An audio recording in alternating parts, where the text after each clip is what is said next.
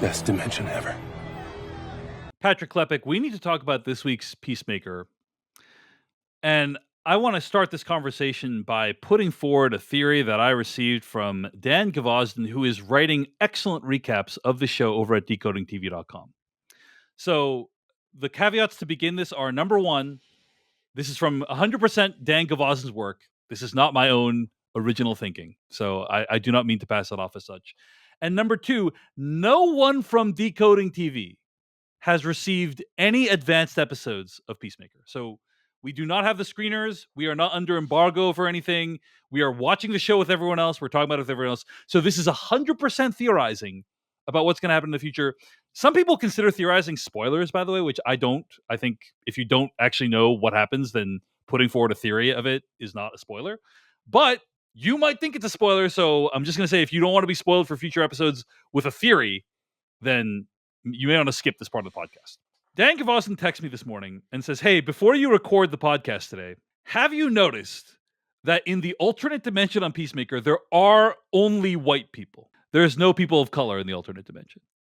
And I went back and checked the footage, and Dan Gavosden appears to be correct. And Dan Gavosden's theory, which I agree with, and we can present some evidence to this, is that it appears to be the best dimension ever. I mean, Chris Smith's life is going awesome, and he's able to potentially get back with Amelia Harcourt, and everyone loves him, and life is great. But at what cost, Patrick Klepek? Because probably this is some white supremacist hellscape where all the people of color have been exterminated or subjugated. And there are a few clues to that effect. First of all, the first clue in this episode comes right quick when Keith reveals he doesn't know who the Kardashians are. Also, why do all my clothes look like the Kardashians' furniture, huh? Who are the Kardashians? Interesting. No Kardashians in the alternate universe. Second clue comes when multiple people watching Peacemaker said, "Hey, Peacemaker, why don't you have your helmet on? Why don't you have your costume on?" Who gives a shit? Unless iconography of this kind is super important to people in this culture, which we know in white supremacist culture they are. Chris Smith calls the room where all the trophies are his trophy room, but in the household it's actually just referred to as a library. Huh. Interesting. Very fascism coded to call the trophy room a library. And also the quote unquote Sons of Liberty are shown as people who want to disrupt government organizations and so on. But they're also shown really caring about each other. One of their people dies, and they express sadness around that fact. And they kind of check on each other's well-being. They're certainly coded as more interested in human life than Peacemaker and his ilk. In addition, here's some metatextual circumstantial evidence, right? A lot of this show is related to the Suicide Squad. A shocking amount of the show is dependent on you understanding the events of James Gunn's The Suicide Squad. And there is a scene in The Suicide Squad where Peacemaker viciously murders a bunch of people that, then later on it's like, hey, maybe you shouldn't have killed those people in that way. It also relies on a reference to the other Suicide Squad movie. Right. That's true. With Cara Delevingne's character, right? Yeah. The sorceress or whatever. Yeah, sorceress. But anyway, Enchantress. Enchantress, yes. But anyway, in this episode, Chris Smith viciously kills a bunch of members of Sons of Liberty. And I think we as the audience are like, oh, this is amazing. Oh, yes, go get him, Chris. And it's totally like something James Gunn would do to turn it around on us and make us realize, actually, that was the good guys. Dan Gavosden also shared this. In DC Comics, there is a huge alt universe called Earth X. And on Earth X, Hitler won World War II, and everyone is basically a Nazi version of themselves. No way that a show ends with the line best dimension ever, and that is true. This has to be the worst dimension ever, and I suspect that would basically be Earth X. End quote. So, that's the theory. It's the worst dimension ever. Patrick Klepek, Any reactions? Whether or not that specific interpretation of like where the dimension is going, I could see it. I can't rule it out. But I certainly vibe with the broader pitch that like at some point Right. there is going to be a reveal of like, oh, like what is the nature of this dimension holistically, really undermining your desire to want to stay here and what all these people are in service of. And it would make sense thematically, given that Chris's father was Right. a white was a white supremacist, supremacist in the first season. and the world where you have the love and adoration of your father, your brother is around, would then be one in which, ta-da, it's a white supremacist paradise. And the reason he doesn't have to walk around seeming like a crazy person is because they won. Like Yeah. the idea, like you don't have to go around like, spouting it Right. all the time because you He's won. not a pariah because his side won. Right. That's interesting. That I think something a lot like, And there's something no people of color in the alternate universe, Patrick Klepek. Not a single one. not a the single backgrounds one. or anything. Nope. Even in this episode. Even in this episode, I checked all the backgrounds. Interesting. Case closed. That is a good like. Well, now I'm gonna be disappointed if it didn't turn out that way. That's pretty good. Anyway, that's pretty good. I like. For the theory. more, read decodingtv.com. Dan Gavosden is a freaking genius, and he's writing recaps and reviews for us. Check it out, decodingtv.com, to get analysis like this delivered free to your inbox every week. But Patrick Klepek, let's talk about the episode as a whole. What did we think about this episode of the show overall? I think it's pretty good. Like feels like a it's a transition Very much episode. A setup. Like there's gonna be huge stuff, huge sparks flying next episode. The moment next episode begins, like things are gonna be wild, right? So yes. So this is just setting up for that, basically. Yeah, like I enjoy it. I think part of what I expressed in previous episodes was this seems like the kind of exploration of like the multiverse concept in a way that I think is going to rip everyone's hearts out. Like it's going to rip Chris's hearts out. It's going to rip the audience's hearts out. And it's because he's getting a real opportunity to dance with a version of his life that he never got to have. And so even though not much happens here, I think it is interesting to watch Chris like essentially like go through therapy through this other dimension, like talking about what he wants to be, the kind of person he wants to be, with people who can't judge him for what he has been in the past, because this is a different version of him. And so sure, plot doesn't move that much, story doesn't move that much, but I think part of what James Gunn gets is like, I think this episode functions really well as just character depth for Chris, where he is at in this story. And I found that to be really, really entertaining and interesting. And I don't need everything to move along that fast every episode. Like, I think it's a solid use of, it's one of the shorter episodes too, right? It's 38 minutes, I think, all told. But like, it's 38 minutes of character development. And like, that's okay sometimes. And I think it's really effective and will pay off as the show goes along. Yeah.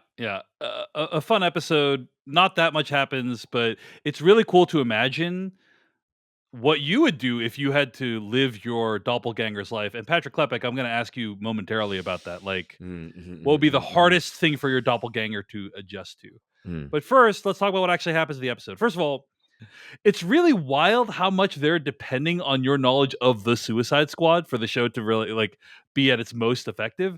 The Suicide Squad being a 2021 movie, widely regarded as a box office bomb. It only made $55 million domestically and $168 million worldwide. Now, yes, it came out. It came out during the height of direct COVID to video at the same time. Like I watched it at home. I didn't go to the theater, and I would have otherwise. And I recently went back and started rewatching it. It's still a very entertaining movie, so I would recommend it. But it's like you really need to have watched it, in my opinion, to get the most out of this show.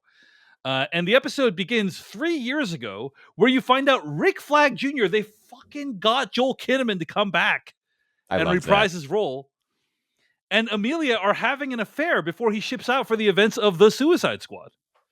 So this is actually a shocking development because it means Harcourt and Rick Flag were romantically involved, and Chris killed Rick Flag. And also Harcourt knows that this is the case the whole time, and probably that's what's preventing her from being really open to being in a relationship with Chris. funny that it's never come up as a subject before now, but like whatever, Mhm. that's how walled off Harcourt is. She doesn't want to even talk about that part of her relationship. Anyway, Patrick Klepek, any reaction to this fairly massive news? I was chuckling. I was like, shit. Like, again, it's not even just a reference to James Gunn's Suicide Squad. It's a reference to like David Ayer's. So like, there's so many different things Yeah. happening here. Yeah. In Yeah. just I think as a broader point, like there was so much sort of hand wringing over like how is James Gunn going to handle reconciling these two universes, and he sort of like again hand waved it in a like pre-credits like previously on Peacemaker, and then here like what's he like? Is he going to acknowledge any of those characters? Yeah, sure. He plucked out the Enchantress. Does that what does that imply? I don't know. Who cares? And I think that's fun. Like I but also it's not. You're right that maximum enjoyment is different than maximum. Like you can still watch the show and like not miss a beat. Like it is smart in that it is like, hey, maybe he wants to bring that character back in, or maybe it's just a reference. Like it could be one or the other. But unlike some of the worst excesses of Marvel, it is not a reference that it only enhances your entertainment of the show. It is not going to stop you from enjoying the show if that reference just goes past. And it's also the way it functions in the show is often how a lot of Easter eggs function. Like lots of terms and characters are mentioned. It's like, well, I guess I could look that up on Wikipedia, and it's just kind of a throw to the audience. And I think that's Gunn just messing with the audience and all the talk about like the timelines and these extended universes. What is canon? I wouldn't be shocked if like none of that is ever referenced again. And that's just Gunn having fun with everyone wondering what he's going to do. And he was right. I had fun with him making those references. I do think it's a good point that you don't have to have watched it. And the show does have copious flashbacks to Rick Flag Jr. dying. And so you kind of can get a sense of what's going on even if you don't watch it. So that is fair. Anyway, Chris wakes up in place of his alternate dimension self and then looks at his text with Harcourt, and she says they can talk but not to expect anything. He has this kind of fun interaction with his brother where he's trying to figure out the details of Doppelganger Chris's life. Where does he work? How does he get to work? Can I borrow the keys to your truck? What kind of fucking pop quiz is this? I don't make the rules, bro. It seems like you very much do. And he drives to work. He rides his motorcycle to work. He puts on a helmet, which, by the way, I have to say, the helmet that Chris Smith wears, the motorcycle helmet that he wears, looks really, really uncomfortable. I don't know if you saw that. Like, it looks like you can barely see out of that thing. I was just like, oh man, I feel bad for John Cena filming this because it feels like they didn't quite get the fit of that helmet correct. Yeah. Patrick Klepek, if you had to take over, or let me put it this way, if a doppelganger had to take over your life, what would be the hardest thing for them to adjust to? Or what would be a thing where it's like, oh wow, they would not know to do that? I think be a podcaster. I think that's that would be the funniest one. Why is that? Like, because like I got into, I was at a town. You talk about your life experiences a lot, and it's just like I cannot in the canon of Patrick's life, like writing was like I was like identified early as like a good writer, and so probably something in my career would have involved writing. I just happened to go along like a journalism path because with video games and yada yada. Very easy to imagine slightly altered versions of my life involving writing, but like in a different way. And so it's very funny to imagine like alternative Patrick coming in and no, you need to sit in front of a microphone and talk for 2.5 3 hours. Because that's a skill. Like it is a skill to be able to do this. Something I've built up over the years. So the idea of like just sit down, talk in front of a microphone to yourself. They'd be freaking to out. Others. Your doppelganger is talking to your wife. Your wife's like, "Hey, don't you remember you have that recording today?" And he'd be like, "Recording? Yes. What? Am I doing like an interview or something?" And yes. And then sitting in front of the mic and realizing, "Oh, I got to talk to David Chen for 2 hours? What? What's a Twitch chat?"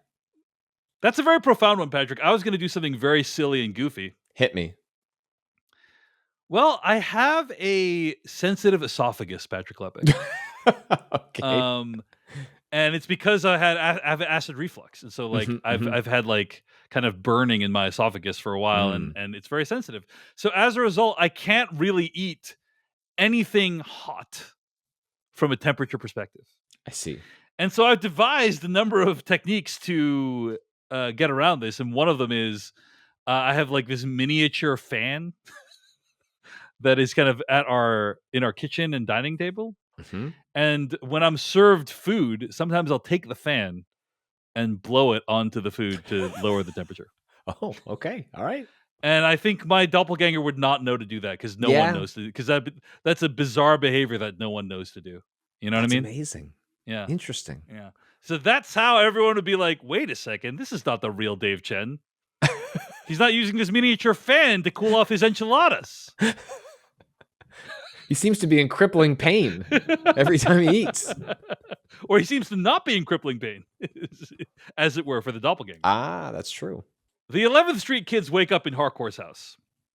And Leota tries to talk Harcourt into being open to Chris, but she says it's not a thing. It's never going to be a thing. Meanwhile, we cut back to the alternate dimension Chris, who meets Amelia at the Argus office.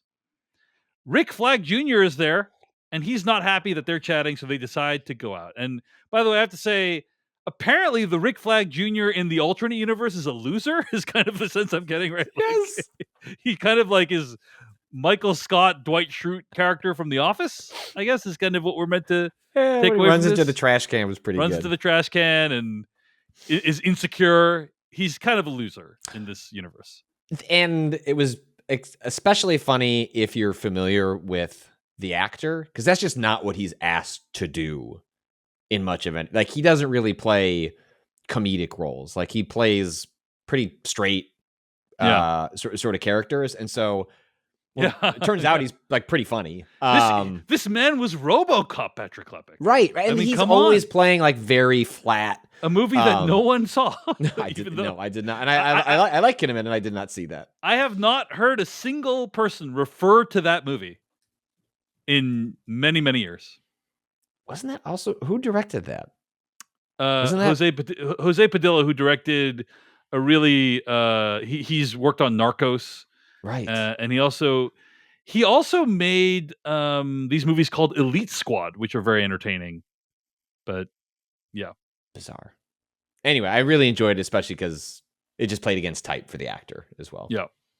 Okay, so Harcourt and Chris go out and they're chatting, and it comes out that kind of in this universe, Amelia left the relationship due to Chris not being able to get his shit together and also infidelity, but that there's a potential future for them if he's able to not have infidelity or not, wander, and also kind of be purposeful about committing to her.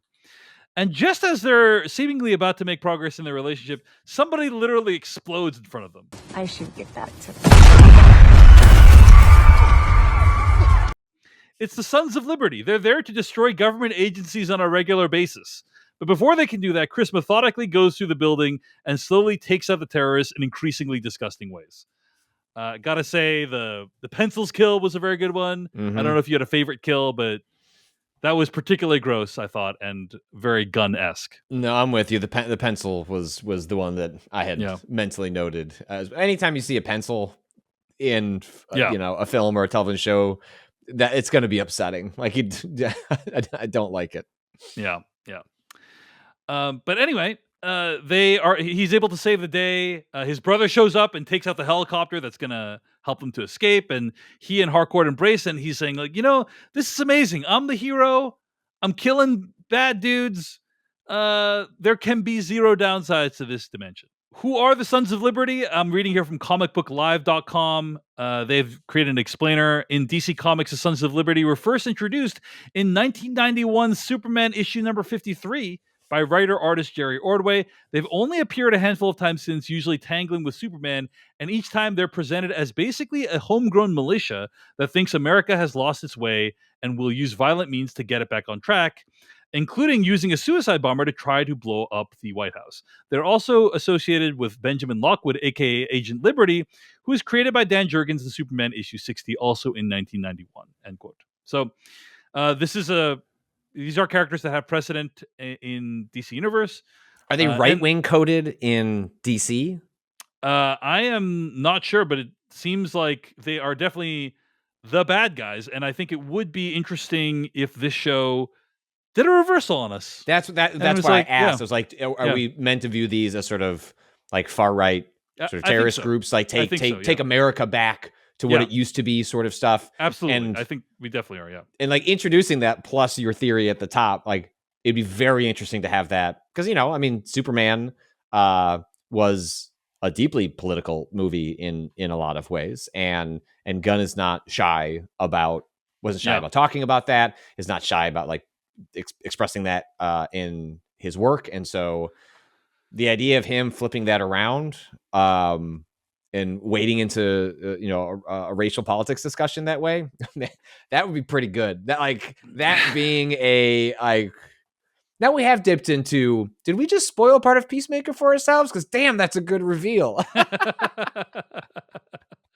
I don't consider it a spoiler if we don't know if it's true or not, Patrick Klepek. Yeah, but this, you know what? That is a fine line. That is like if you are, I'm sure everyone has one of these people where you're watching a movie and they lean over and they explain like, I bet this is what's going to happen. It's like, great, you're smarter than me and you figured it out. Now you've told me and I know, when I think the movie wants me to figure it out, like, and be surprised as it happens, as I'm in. So there is a I fine can't believe we disagree fundamentally on this. No. You're right. That is annoying. But it's like, I don't think that's a spoiler. I would not call that a spoiler. You know what I mean? Oh, I've had one of my friends who was like, don't fucking tell me. Like, great, you're smarter than me while we watch these movies. Keep it to yourself. I don't want to know your theory. They're too often right.